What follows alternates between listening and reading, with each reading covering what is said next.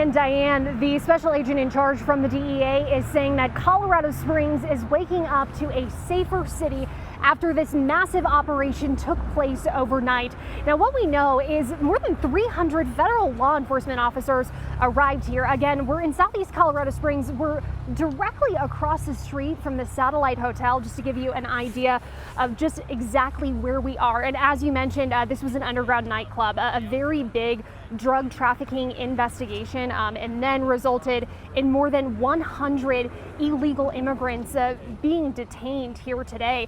We do know that there were a couple of other people that were also detained for having state warrants as well. And you certainly mentioned the military presence. Perhaps one of the most shocking, stunning details this morning that we were hearing is about a dozen active duty military members that were here overnight in this underground nightclub.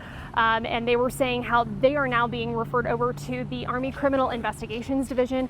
But we do not know if they are active duty service members stationed at Fort Carson.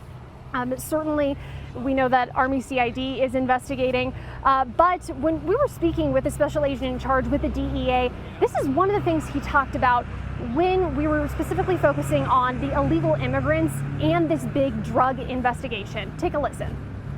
These crimes go hand in hand, right? When we find drug trafficking and prostitution, unfortunately, we're finding a lot of illegal aliens. 200 people in this club, a lot of drug trafficking happened, weapons, prostitution, over half the people inside were illegals.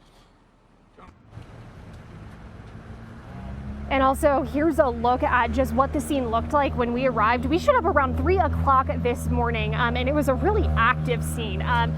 More than 200 people were inside of this underground nightclub. And as I mentioned, about 300 just federal law enforcement officers here. So that just goes to show you such a big response here.